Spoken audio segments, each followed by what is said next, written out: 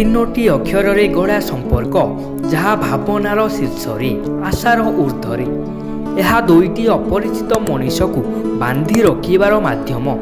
ନା ତାର ସମ୍ପର୍କ, କିନ୍ତୁ ଏଠି ସମ୍ପର୍କର ନାମ ଟିକିଏ ନିଆରା, ଆଉ ଯାହାର ଅନ୍ୟ ନାମ ହେଲା ପରିବର୍ତ୍ତନର ସ୍ୱର। ଅବହେଳିତ ସମାଜକୁ ମୁଖ୍ୟ ସ୍ରୋତରେ ସାମିଲ କରିବା ଏହାର ମୂଳ ଲକ୍ଷ୍ୟ ରହିଛି। କିଛି ଯୁବକମାନଙ୍କର ଅପ୍ରାଣ ଉଦ୍ୟମ ଆଉ ପ୍ରଚେଷ୍ଟାରେ ଗଢ଼ି ଉଠିଛି ଏକ ଯୁବ ସଂଗଠନ, ଯାହାର ନାମ ହେଲା ସମ୍ପର୍କ କ୍ଲବ।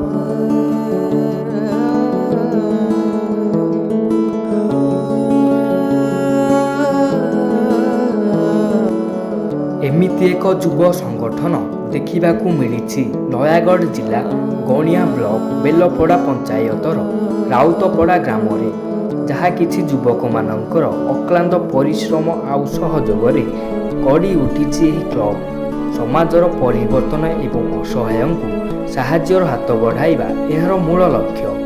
ମାସ ମାସ ଧରି ବହୁ ଚେଷ୍ଟା ପରେ ସଫଳ ହୋଇଛି ଏହି କ୍ଲବ, ଅର୍ଥାତ୍ ସରକାରୀ ସ୍ତରରେ ଏହି ସଂଗଠନକୁ ପଞ୍ଜୀକୃତ କରାଯାଇଛି।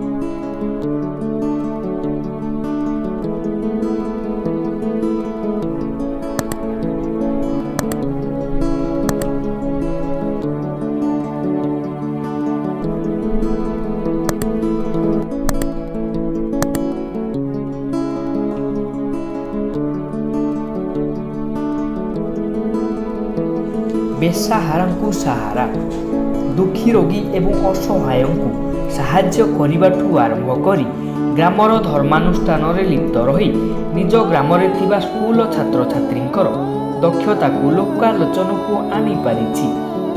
ଏହିଭଳି ଗୋଟିଏ ପରେ ଗୋଟିଏ ସଫଳତା ହାସଲ କରିଚାଲିଛି ଏହି ସମ୍ପର୍କ କ୍ଲବ।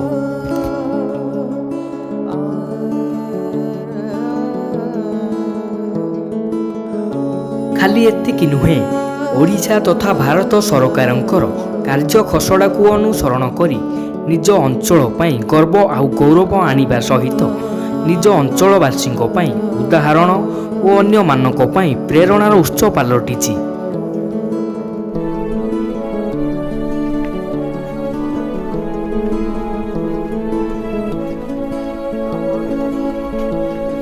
ତାହା ସହିତ କରୋନା କଟକଣାକୁ ଆଖି ଆଗରେ ରଖି ଭାରତ ସରକାରଙ୍କ ନିର୍ଦ୍ଦେଶ ଅନୁସାରେ ସାରା ଭାରତରେ ପ୍ରତିଟି ଶିକ୍ଷାନୁଷ୍ଠାନ ବନ୍ଦ ଥିବାବେଳେ ପାଖ ଅଞ୍ଚଳ ଓ ନିଜ ଗାଁର ଛାତ୍ରଛାତ୍ରୀ ପିଲାମାନଙ୍କୁ ନେଇ ମାଗଣାରେ ଶିକ୍ଷାଦାନ ଯୋଗାଇ ଦେଇଛି ସମ୍ପର୍କ କ୍ଲବ।